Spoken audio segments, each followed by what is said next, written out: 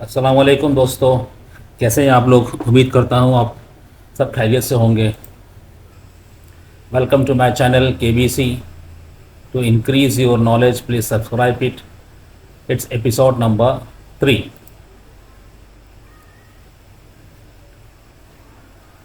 اب ڈائریکٹلی ہم چلتے ہیں اپنے سوال اور جواب کی طرف۔ پہلا ہمارا کویشچن ہے، نفل نمازوں میں سب سے زیادہ اللہ کا قرب کس نماز سے ہوتا ہے؟ Among the nafil prayer, which prayers bring you closest to Allah؟ یعنی نفل نماز جو ہے اس میں سے کون سی نماز میں سب سے زیادہ اللہ کی قربت، اللہ سے نزدیکیاں، اللہ سے اپروچ سب سے زیادہ ہوتا ہے نفل نماز میں؟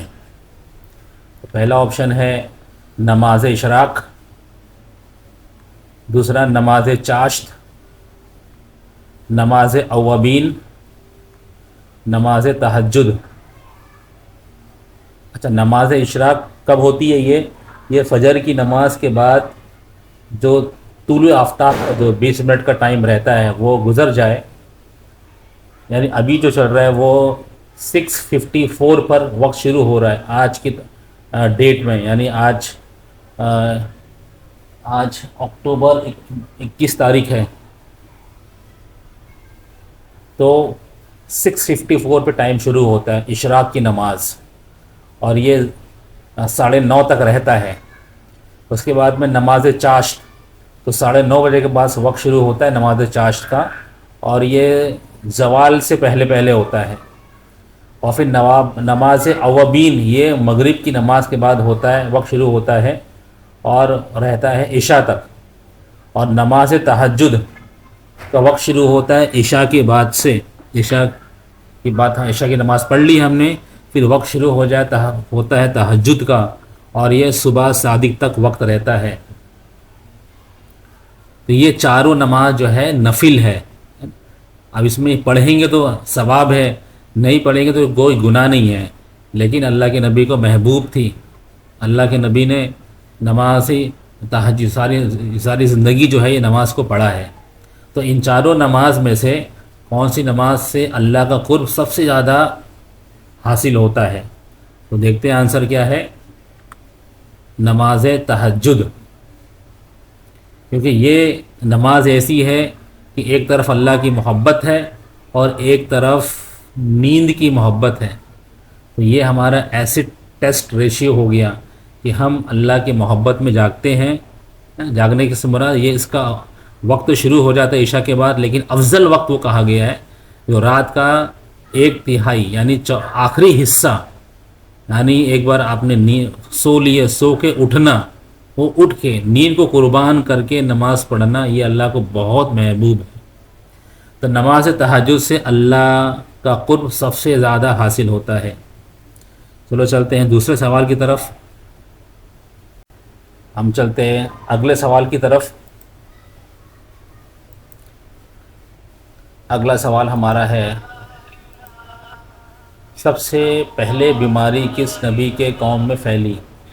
In which prophet's community did the disease first spread؟ پہلا آپشن حضرت آدم علیہ السلام، جو کہ پہلے انسان ہیں، جنت سے اللہ نے ان کو اتارا، یہ شری لنکا میں آئے تھے، یہ ہم سب کے دادا ہوئے، سب سے پہلے انسان، اور یہ نبی تھے، نبی بن کر آئے تھے دنیا میں۔ سیکنڈ آپشن ہے حضرت یوسف علیہ السلام، تھرڈ حضرت یونس علیہ السلام، فورتھ حضرت موسیٰ علیہ السلام۔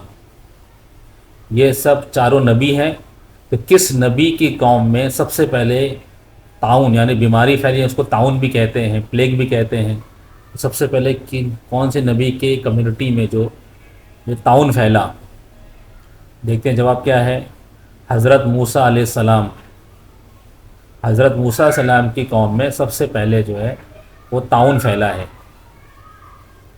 اگلا سوال ہمارا سوال ہے، رسول اللہ صلی اللہ علیہ وسلم رسول اللہ صلی اللہ علیہ وسلم نے فرمایا دو نماز منافق پر بوجھ ہوتی ہے. رسول اللہ صلی اللہ علیہ وسلم said that two prayers are burden on the hypocrites. رسول اللہ صلی اللہ علیہ وسلم said that two prayers are a burden on the hypocrites. دیکھتے ہیں کون سی نمازیں ہیں جو منافق پر بوجھ ہوتی ہے. یعنی منافق کون ہے؟ ہم سب سمجھتے ہیں جو جسے کہتے ہیں دوگلا پن، ہے نا، اوپر سے مسلمان اپنے آپ کو ظاہر کرنا اور اندر سے اسلام کا دشمن ہونا، اسے کہتے ہیں منافق. باہر کچھ اور اندر کچھ اور. تو دیکھتے ہیں کون سے دو نمازیں ہوتی ہیں. پہلا آپشن ہے فجر اور ظہر، ظہر اور عصر، عصر اور مغرب، عشاء اور فجر. یہ چاروں آپشن میں سے دو نماز وہ ہے جو منافق پر بہت زیادہ بوجھ پڑتی ہے، بہت زیادہ بھاری پڑتی ہے، اکثر چھوڑ دیتے ہیں. دیکھتے ہیں آنسر کیا ہے. آنسر ہے عشاء اور فجر. اب ہم خود سوچیں، یہ نماز اللہ کے نبی نے فرمایا، اللہ کے لاڈلے جناب محمد رسول اللہ صلی اللہ علیہ وسلم فرمایا دو نماز منافق، یعنی منافق. ہم بھی اکثر ہمارے بھائی جو ہے نماز چھوڑ دیتے ہیں، عشاء جو ہے وہ مشغولی میں چھوڑ دیتے ہیں، فجر جو ہے نیند میں چھوڑ دیتے ہیں. تو دونوں نماز ہم چھوڑ رہے ہیں تو اللہ کے نبی نے فرمایا تھا منافق پر بھاری پڑتی ہے. اگر ہم پہ بھی بھاری پڑ رہی ہے تو سوچیے ہم کس کیٹیگری میں فال ہو رہے ہیں. اللہ ہم سب کی حفاظت فرمائے، اللہ ہم کو ہر نماز کا اہتمام کرنے والا بنائے، اسپیشلی عشاء اور فجر کی نماز. سے ویسے سب اللہ کے لیے، اللہ کے یہاں امپورٹنٹ ہے. فجر بھی امپورٹنٹ ہے، ظہر بھی امپورٹنٹ ہے، عصر بھی امپورٹنٹ ہے، مغرب بھی امپورٹنٹ ہے، عشاء اور فجر بھی امپورٹنٹ ہے. اللہ سے دعا کرے اللہ موت تک ہم کو پانچوں نماز کا اہتمام کرنے والا بنائے. چلے چلتے ہیں اگلے سوال کی طرف. اگلا سوال، جب بھی ہمارے سامنے ہمارے نبی کا نام آئے تو ہمیں کیا کہنا چاہیے؟ What should we say whenever the name of our prophet come before us? جب بھی ہمارے سامنے ہمارے نبی کا نام آئے تو ہمیں کیا کہنا چاہیے؟ پہلا آپشن محمد مصطفیٰ صلی اللہ علیہ وسلم، السلام علیکہ یا رسول اللہ صلی اللہ علیہ وسلم، جناب رسول اللہ. یہ چار آپشن دیا ہے. یہ چاروں آپشن میں سے کیا کہنا ہے؟ اگر ہمارے سامنے نبی کا ذکر آئے، نبی کا نام آئے تو ہمیں کیا کہنا چاہیے؟ تو دیکھتے ہیں کیا کہنا چاہیے. ہمیں کہنا چاہیے صلی اللہ علیہ وسلم. یہ سب سے چھوٹا درود شریف ہے. اللہ کے نبی نے بہت سخت وعید فرمائی ہے، فرمائے جس کا خلاصہ یہ ہے کہ اگر کسی شخص کے سامنے میرا نام آئے یعنی نبی کا نام آئے اور وہ نبی پر درود نہ بھیجے تو اللہ کے نبی ان سے بہت ناراض ہے. تو اللہ کا نام ہمارے سامنے ہمیشہ آتا ہے تو چھوٹا درود شریف ہے، کیا ہے؟ صلی اللہ علیہ وسلم. یہ درود شریف کو ہم کو پڑھنا ہے، ہم کو کثرت سے درود شریف بھیجنا ہے. جب اللہ تعالیٰ خود اپنے نبی پر درود شریف بھیجتے ہیں تو ہم کو بھی درود شریف بھیجنا ہے، اللہ کے نبی کو ہدیہ کرنا ہے. اس سے فائدے ہیں، بہت فائدہ ہے اس سے. چلو چلتے ہیں اگلے سوال کی طرف.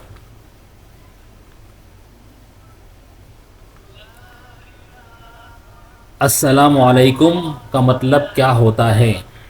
What is the meaning of السلام علیکم؟ السلام علیکم کا مطلب کیا ہوتا ہے؟ اللہ تم کو خوش رکھے. آپشن 2 تم کیسے ہو. آپشن 3 تم پر اللہ کی سلامتی ہو. آپشن 4 اللہ تم پر رحم کرے. یہ چاروں آپشن ہیں. تو السلام علیکم کا مطلب کیا ہوتا ہے؟